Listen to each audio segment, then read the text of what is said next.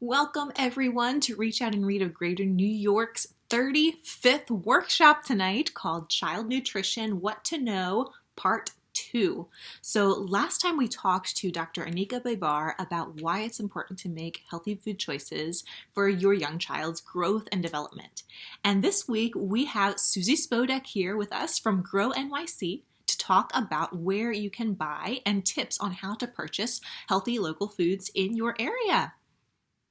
All right. Well, thank you so much, Carrie, for that lovely introduction. My name again is Susie Spodek. I work with Grow NYC, and I'm really grateful for the opportunity to present to Reach Out and Read today. And I'm going to be talking about tasty, locally grown, and affordable fruits and vegetables.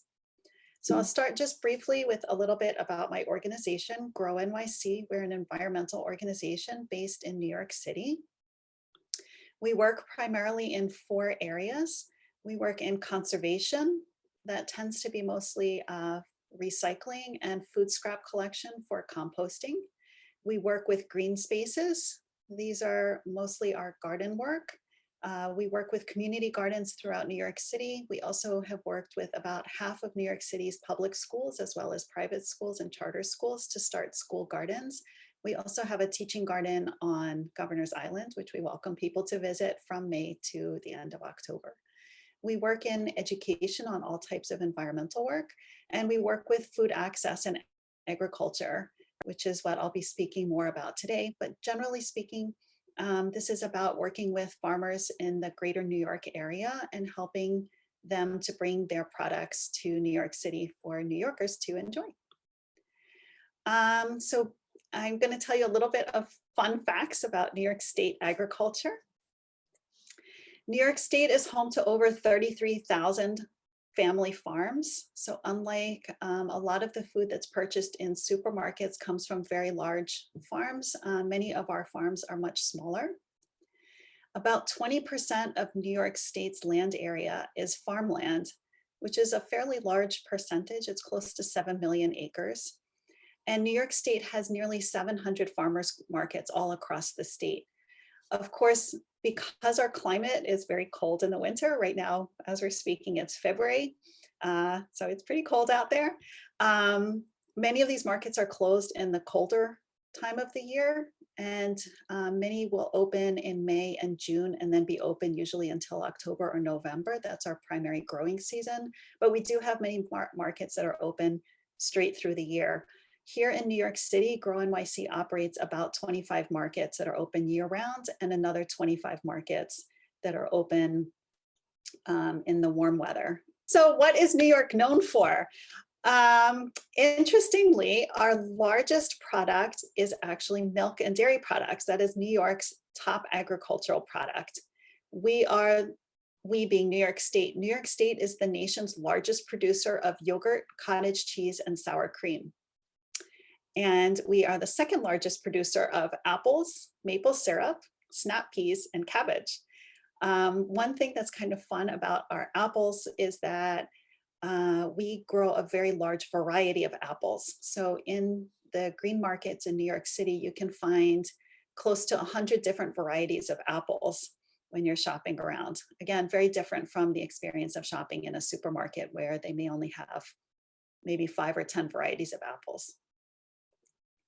So here are some fun pictures of different fruits and vegetables. These are available at different times of the year, but I just love looking at these colors and it just makes me hungry to see them.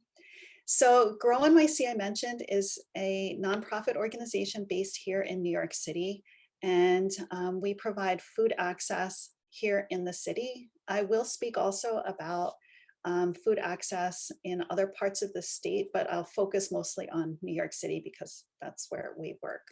On our food access and agriculture program, we operate a variety of different types of markets. We have green markets where farmers are selling direct to the public.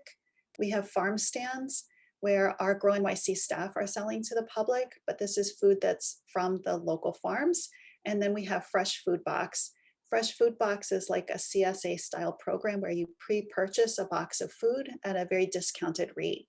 Typically it's $12 to $15 that we sell it for, but they're valued at $25 to $30. Again, all of the food is grown in the larger New York area, which we'll look at right now. So this map shows where Grow NYC's food is coming from. The center of this circle is roughly around Poughkeepsie, and the radius is 200 miles. So it's just slightly north of New York City, but most of the food that we're selling actually comes from about less than 100 miles from New York City, but we go to about 200 miles or a little bit further in the north. We sell a wide range of products. So people oftentimes think of farmers markets as just being fruits and vegetables, but we actually have a lot of other products in addition. And people say sometimes, well, why is it important to buy locally grown food? Well, first of all, it's going to be fresher. It's coming to you straight from the farm, and we believe it's also much tastier. When you're purchasing locally grown food, it's supporting our local economy, and it's also better for the environment. When people shop in supermarkets, they often don't realize that the food is coming very, very great distances to get to the supermarket. And oftentimes it's sold with a lot of packaging. So all of that adds a very large carbon footprint onto what you're growing, or I'm sorry, what you're purchasing. And when you're buying locally, it doesn't travel very far, and it's much better for the environment. Okay, so how to pay in farmers markets. I'm going to speak a little bit specifically about Grow NYC's markets, but also more broadly about markets in other parts of the state. So farmers are always happy to accept cash and increasingly credit cards. So you can use cash and credit cards in farmers markets. All of Grow NYC's markets accept both. There are benefits to shopping with a SNAP or an EBT card. So SNAP used to be called food stamps. It's now called the SNAP is Supplemental Nutrition Assistance Program, and EBT is the Electronic Benefits Card. You can use these in most farmers markets in New York State, and there are benefits to shopping with that I'll get into in just a moment. Definitely all of Grow NYC's markets accept EBT cards. And then there are the WIC cards, the WIC vouchers, which I'll get to again in just a moment. Here in New York City, if you shop in a farmer's market with your EBT card, there's a benefit. For every $2 that you draw off of your card, you will get a $2 benefit. So in a Grow NYC market, the green markets or the farm stand, you would take your card to the information tent, swipe your card, and then you'll receive tokens that look like this. These tokens never expire. They can be used for any kind of food. So that would be bread, meat, dairy products, eggs, as well as fruits and vegetables. And again, these tokens never expire. For every $2 that you take off your card, you get a $2 health buck, which is like a coupon or a voucher. It looks like this. The health bucks are good for the calendar year in which they're issued. So this is 2021. This is good from January 1st, 2021 until December 31st, 2021. And these are good for any fruits and vegetables. You can actually also use them for edible plants or fruit-bearing plants. So that's typically in the spring and summer if people wanted to buy, say, an herb plant like a mint plant or cilantro, or they wanted to buy a tomato plant. You could also use the health bucks to buy that. I mentioned that this is specific to New York City because in other parts of the state, there are also benefits for shopping with a SNAP card or an EBT card, but they vary slightly depending on which market you're in. So my recommendation is to definitely shop in farmers markets, but just visit the information tent first and find out what the benefits are in that farmer's market. Okay, and then the next one is this booklet is called the New York State Farmers Market Nutrition Program. Since I believe most of the people watching this will be parents with young children, they may be WIC recipients, but I will also mention that this is a program available to older adults on limited income. So if you're 60 and older on a limited income, you can also get these through a senior center. But for WIC recipients, they're distributed at WIC centers in the summertime. And you can see here they're valid from June 1st to November 30th.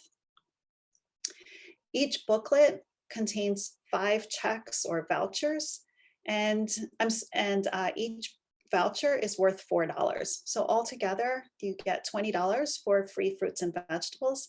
You can only use these in farmers markets. You can't use these in a supermarket. And they can be used to purchase fruits and vegetables. Again, I mentioned that all of the food that's being sold is going to be seasonal. And so they have a little bit of information here on the outside of the booklet. When you receive the booklet, it will include information about what fruits and vegetables are in season at different times of the summer and fall. Okay, there's a new program that's offered right now only through Grow NYC in our markets here in the city. This just launched last week as of February 2021. If you are a holder of if you have Health First OTC Medicare card, these are usually loaded with roughly $150, and you can now use these to shop for fresh fruits and vegetables in our markets. So you would come to the information tent, swipe your card, and you would receive green market bucks that look like this. And you can use them to shop in our markets for fresh fruits and vegetables. So if you have any questions about any of this, you can visit our website at grownyc.org. And there's also going to be information at the end of this presentation with more links for more information. So I wanted to talk a little bit about New York's fruits and vegetables. Sometimes when people are shopping in farmers markets, they'll ask us about where they can get bananas and oranges. And what my answer to that is that bananas and oranges don't grow in New York. Our climate right now, it's February and it's about 25 degrees outside. Tropical fruits and vegetables can't grow in New York. And so we do not sell citrus fruits or tropical fruits and vegetables. Also, the food that we're selling is going to be seasonally available. So that means that in the wintertime, we're kind of limited in what we're selling because there's just not a whole lot growing in New York in the wintertime. But it makes you really appreciate the fruits and vegetables as they come into season. So I always recommend talking to the farmers and asking them when something's in season. And if you see something that you really like, asking them when it's going to go out of season. Some things only have a very short season of 2 or 3 weeks. So if you really like it, I recommend stocking up when you have the chance. But I think New York's winter is pretty long and cold. And so I wanted to just address what's available in the wintertime. In terms of fruit, there's not a whole lot available. New York is known for our apples, and apples store very well. So you do find apples straight through the winter. Mostly they were harvested in the fall, but they can be stored in special storage rooms. They need to be held at just slightly above freezing, so about 33 degrees in an airtight room. They vacuum seal the rooms. They're hermetically sealed with no air, and apples can store for a very long time in rooms like that. You will occasionally also see some pears, but for the most part, that's about it for fruit in season in the wintertime. In terms of vegetables, we have what's called root vegetables or storage vegetables. So those are things like potatoes, sweet potatoes, onions, carrots, beets, garlic, things like that. They store very, very well. Another thing is squashes. So think pumpkins, acorn squash, butternut squash, spaghetti squash, kabocha, those kinds of things. They also store very, very well. The skin on the outside thickens, toughens up in the winter, and they store very, very well. A category that I'm broadly calling hardy greens. These are vegetables that can actually grow outside even when it's cold. They tend to look not as pretty in the wintertime because as the weather warms and cools, the plants will send out sugars through the leaves. And as it warms up, they send out more sugar. And as it cools off, they pull the sugar back down. And what that does is it makes the edges of the leaves look not quite so pretty. So if you're in a farmer's market in the wintertime You'll see these vegetables, these leafy green vegetables. They don't quite look as pretty as they do at other times of the year, but they are sweeter because the plant is producing extra sugars to deal with the cold, the cooling and warming. They produce extra sugars. And so if you can get an overwintered green, it will be sweeter than it is at any other time of the year, which is a nice benefit. So hardy greens would be things like spinach, collard greens, Brussels sprouts, cabbage. It also includes broccoli, cauliflower, so things like that. And then the last thing is sort of like a trick answer, what we call greenhouse grown vegetables. So we do have many farmers in the area who grow some limited amounts of vegetables in greenhouses.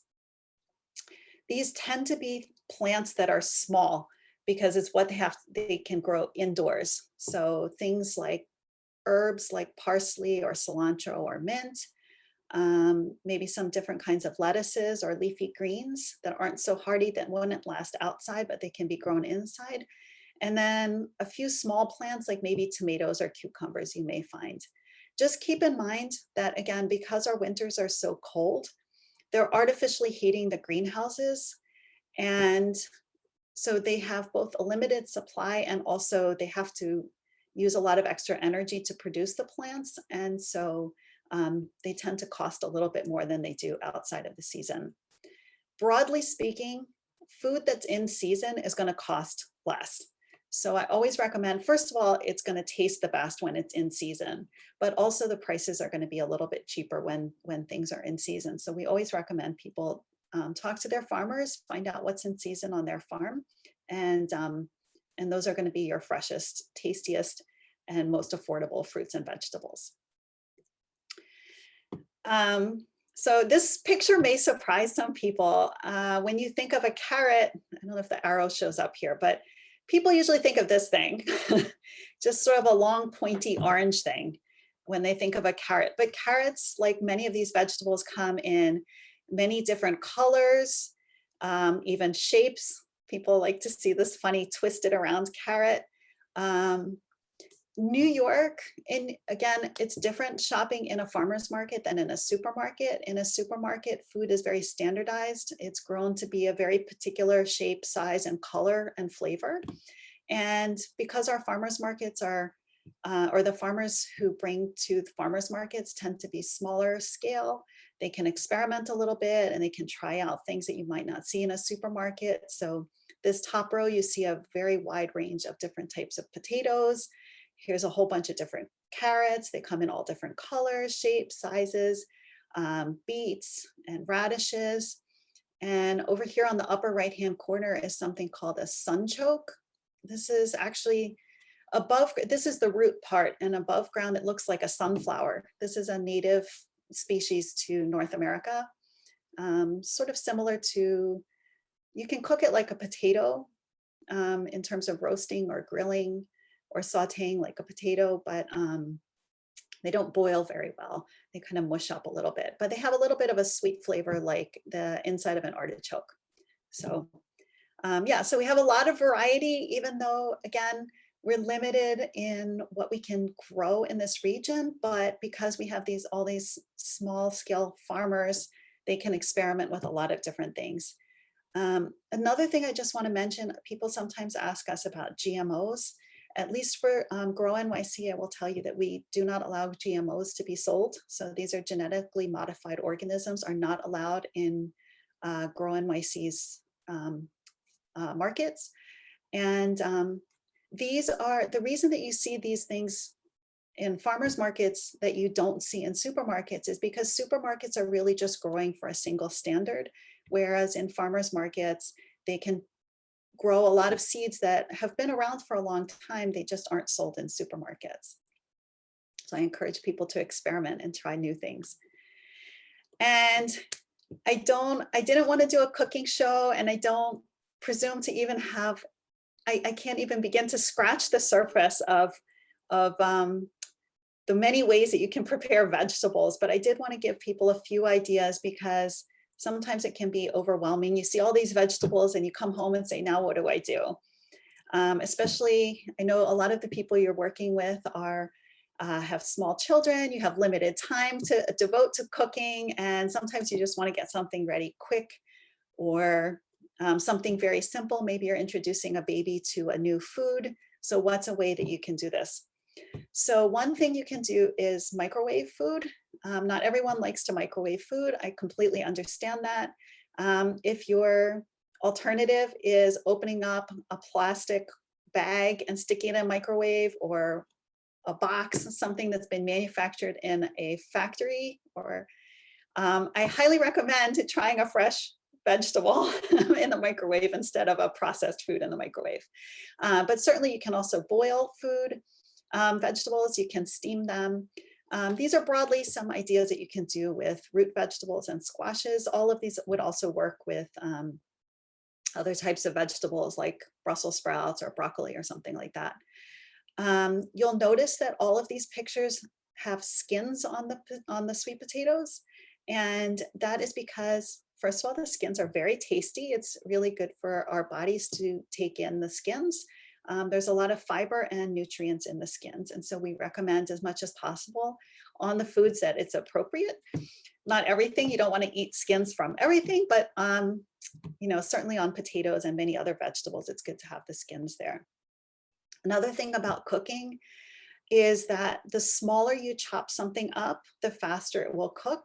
So you can certainly put a whole big sweet potato and cook it in any of these methods, but it will take a very long time.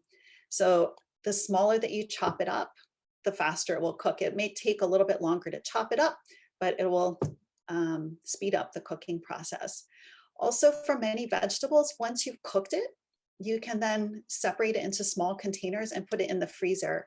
And most vegetables, once they've been cooked, will freeze very, very well. A couple of other ideas: you could use a pressure cooker or a slow cooker.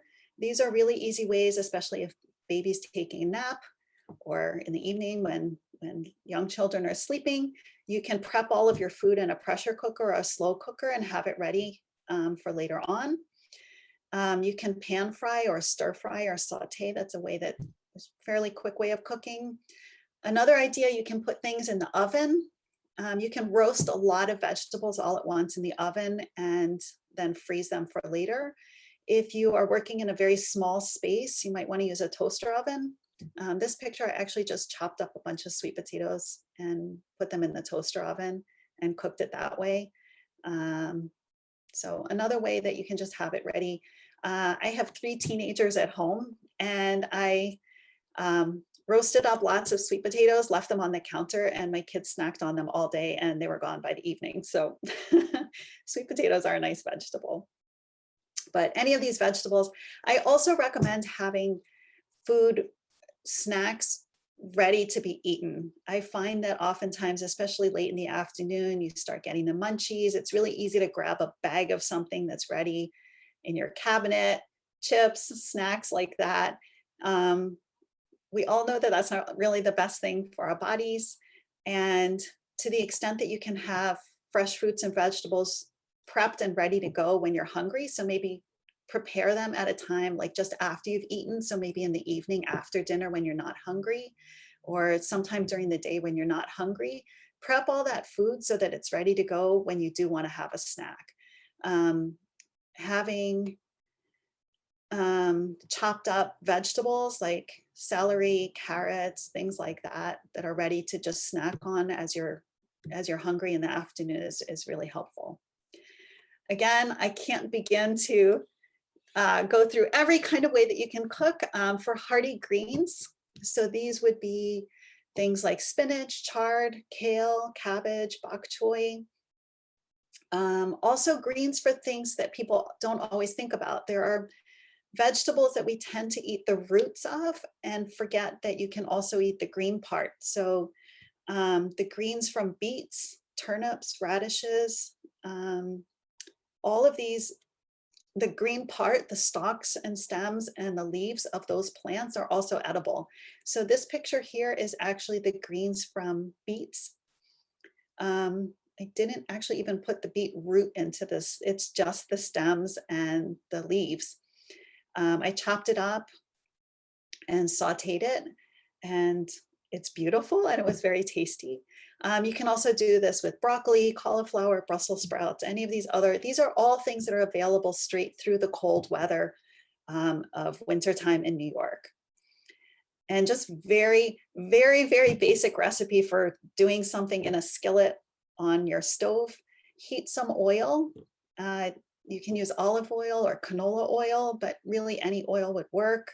If you use something like a coconut oil, you'll get a little bit of a coconutty flavor. So you can experiment with different oils, but heat the oil in a pan, add some flavoring, which we call aromatics. So these would be things like onions, garlic, ginger, scallions, anything like that. Just briefly add it until you begin to smell that aroma coming up. It also makes your home smell really good. Saute it around. If you want to add in some other vegetables, you can certainly do that. And then at the end, you might want to add in some seasonings to adjust the flavor. Seasonings have the types of seasonings that we like and lean towards have a lot to do with our cultural backgrounds, how we grew up and what kinds of things we like, but it's also fun to experiment with different things. So you can try different kinds of spices. Again, a lot of these come from different world areas. So cumin, coriander, turmeric, I mean, you name it, you can go with a little bit more of the sweeter spices like cinnamon, nutmeg, cardamom. Those are different spices you could try. You can add in an acid, which gives sort of a sour flavor like lemon juice or vinegar. Again, there's all different kinds of vinegars you can try. You can put in a little bit of a salty flavor.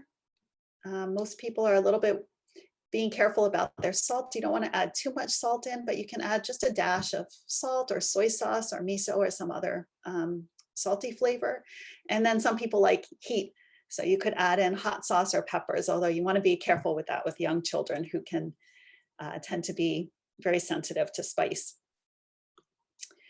And again, there are millions of ways that you can enjoy vegetables. You can always have pretty much all vegetables you can have raw. You can put them in salads. You can have a crudité, just chopped up vegetables.